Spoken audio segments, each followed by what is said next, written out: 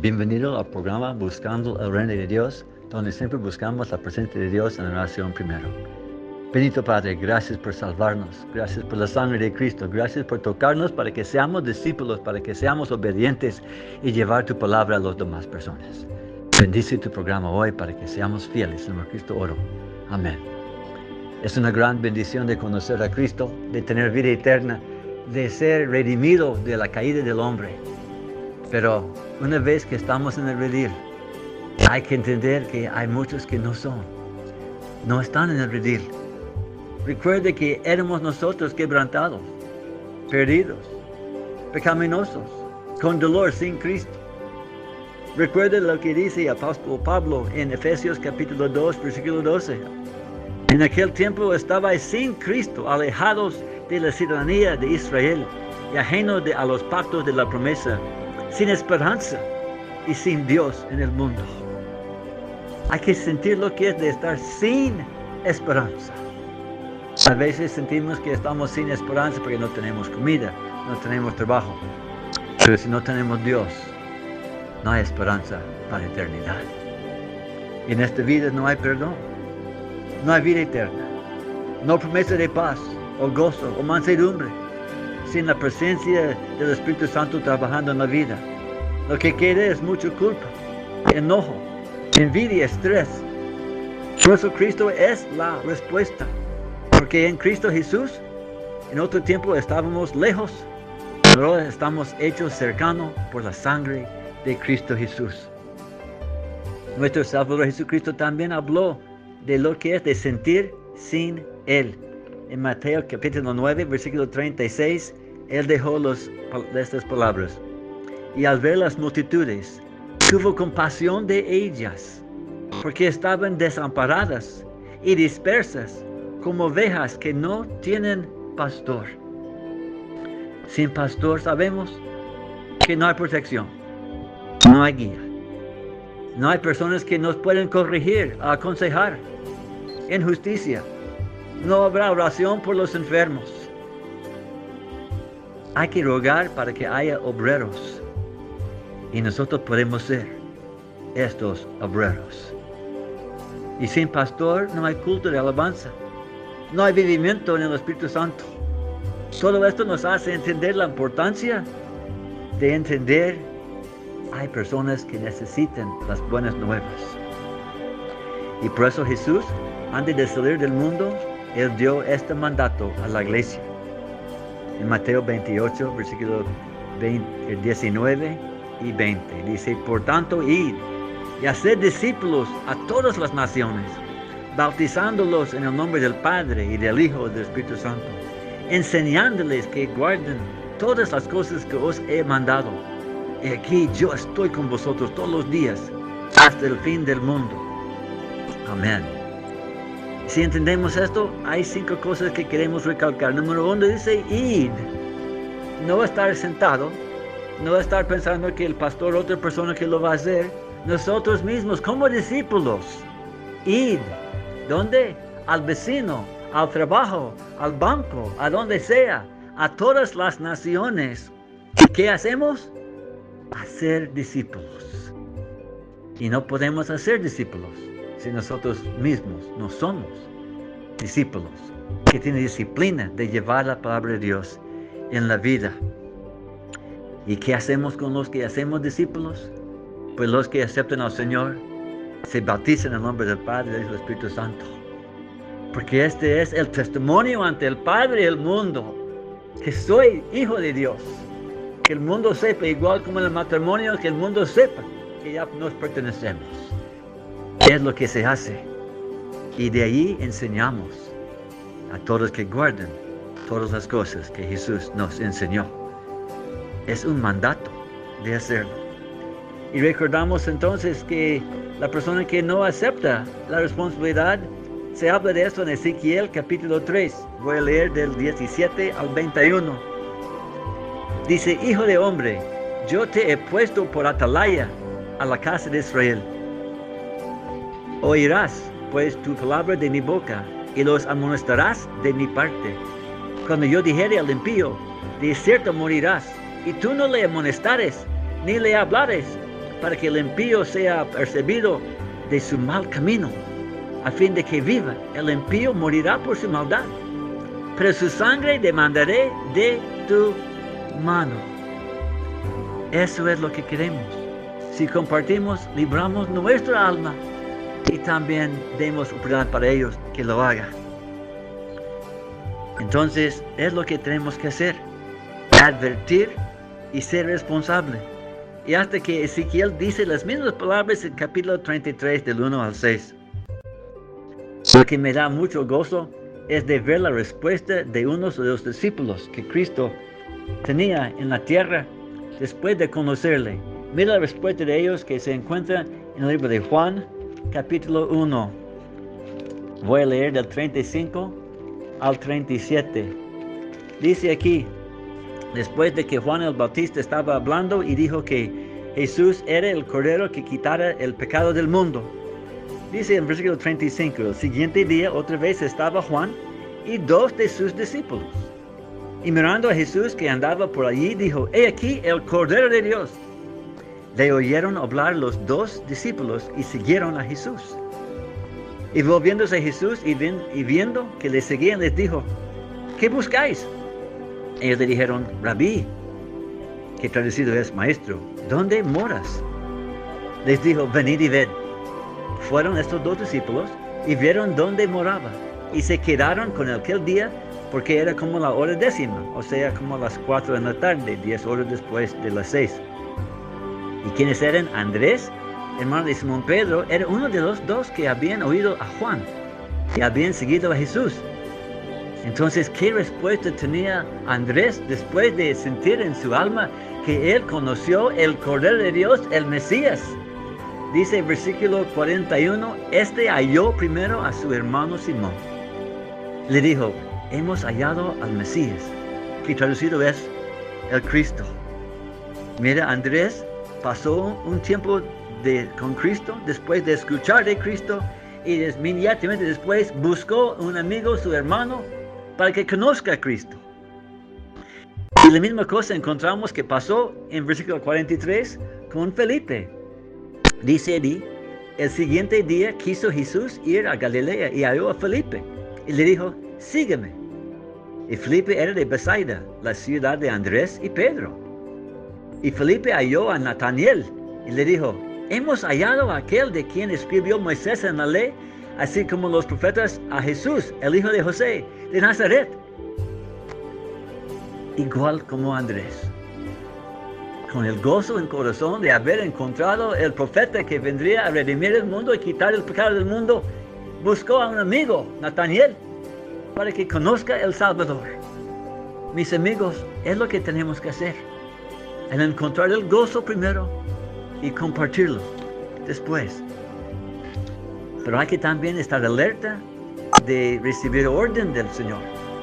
No solamente por lo que Dios pone en camino o porque Cristo nos mandó, pero que también Cristo en sí nos da entendimiento de hay cosas que nosotros mismos podemos hacer de su parte. Leemos 2 historias y uno está en Hechos capítulo 9. Ya conocemos Saulo, que vino a ser Pablo, que ya mataban hombres antes. Entonces en versículo 10 dice aquí: había entonces en Damasco un discípulo llamado Ananías, a quien el Señor dijo en visión: Ananías. Y respondió: heme aquí, Señor. Y el Señor le dijo: levántate y ve a la calle que se llama Derecha, y busca en casa de Judas a uno llamado Saulo de Tarso, porque aquí él ora. Y ha visto en visión a un varón llamado Ananías, que entra y le pone las manos encima para que recobre la vista. Y Ananías, por supuesto, había escuchado de que Saulo estaba con cartas de arresto y tenía miedo. Pero mira, él fue, porque Cristo le dio orden. Él, nuestro Señor, apareció en visión a Ananías y le mostró Saulo, para que entendiera que Saulo estaba al punto de arrepentirse. Necesitaba ayuda. Mis hermanos, hay personas que Dios ha preparado hoy mismo y quiere que nosotros vayamos. Igual en el libro de Hechos capítulo 16. Leo en el versículo 9, Hechos 16, el 9. Dice la palabra: y se le mostró a Pablo una visión en noche. Un varón macedonio estaba en pie, rogándole y diciendo: pasa Macedonia, ayúdanos. Cuando vio la visión, enseguida procuramos partir para Macedonia, dando por cierto que Dios nos llamaba para que les anunciásemos el Evangelio. Qué lindo de saber que Dios sabe quiénes están listos para escuchar y nos dice a nosotros que vayamos. A veces es por visiones, por sueños, a veces es un sentir, a veces porque se cruza en la calle. Pero este mandato está. Pero no es que queremos responder solamente porque así es y tenemos que obedecer al Rey de Reyes o sufrir. No, Jesús vino porque tuvo compasión de nosotros. Recuerda el versículo que leí al principio, en Mateo capítulo 9, versículo 36. Recuerda que dice que al ver las multitudes tuvo compasión de ellas. Es lo que tenemos que hacer. Él vino por el amor que tuvo y se sacrificó por las multitudes y se sanaron. Y también hay un ejemplo de la compasión de Cristo que está en Lucas capítulo 7, versículo 11 a 15. Este es el versículo que cambió mi vida. Aconteció después que él, Jesús, iba a la ciudad que se llama Naín, e iban con él muchos de sus discípulos y una gran multitud. Y cuando llegó cerca de la puerta de la ciudad, y aquí que llevaban a enterrar a un difunto, hijo único de su madre, la cual era viuda, y había con ella mucha gente de la ciudad. Y cuando el Señor la vio, se compadeció de ella y le dijo: no llores. Y acercándose tocó el féretro, y los que lo llevaban se detuvieron. Y dijo: joven, a ti te digo, levántate. Y así el joven se incorporó, comenzó a hablar, y él fue puesto en las manos de su madre. Qué lindo es entender que Jesús tuvo compasión de una mujer, perdió a su marido, perdió a su único hijo, y de allí él vio a ella y dijo: no, ella está sufriendo mucho, tengo que bendecirla. Entonces entró él en la procesión funeraria y tocó la vida de este muchacho y volvió a vivir. Y este día, cuando leí esto, Dios me hizo entender que yo, igual como esta mujer, tal vez Cristo no lo había visto antes, pero sentía el dolor.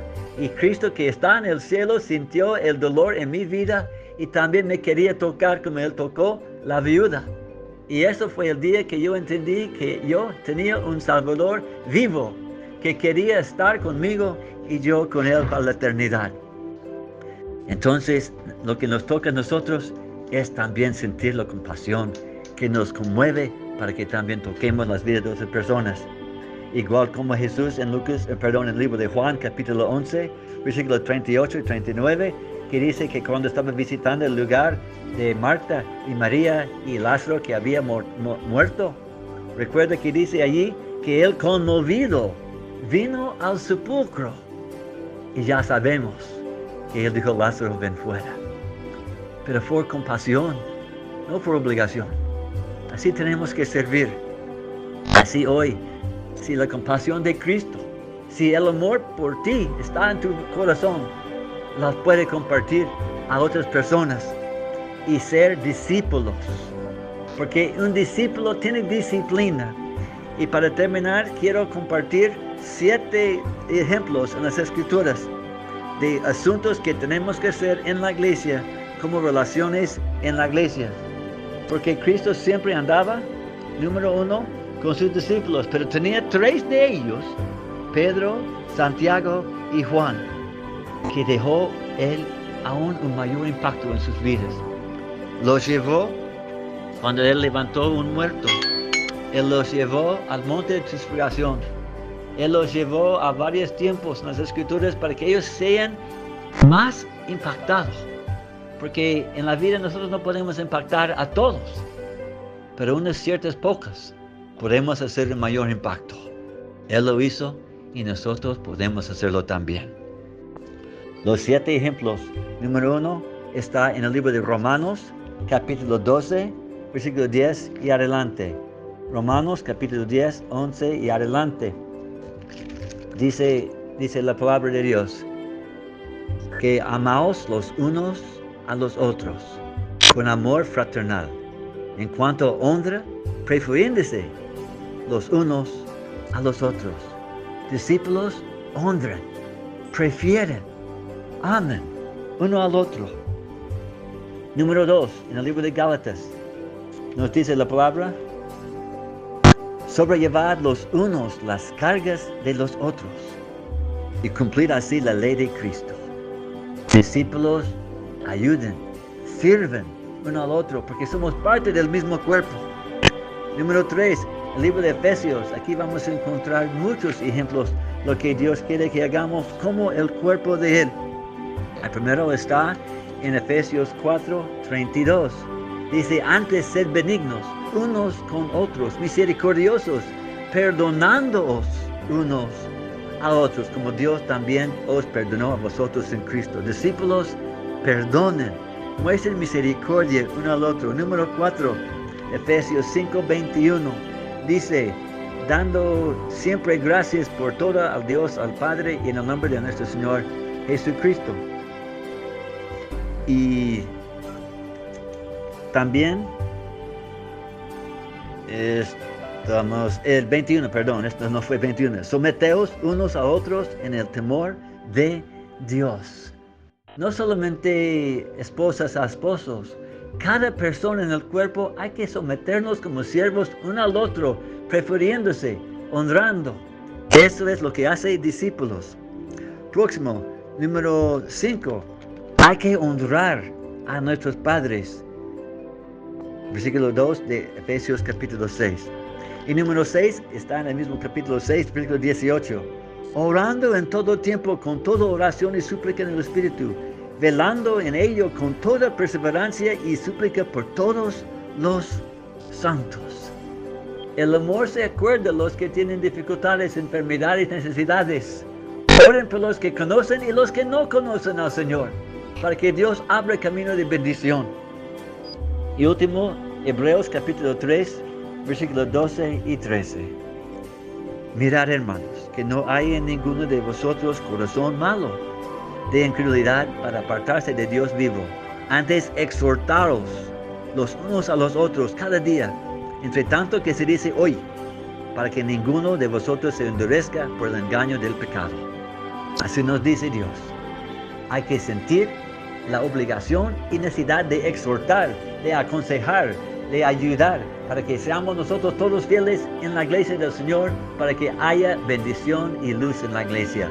Así, hermanos, que Dios les bendiga en ser discípulos, que hacen y buscan discípulos para Cristo, para que no haya nadie que se pierda. Dios les bendiga. Amén.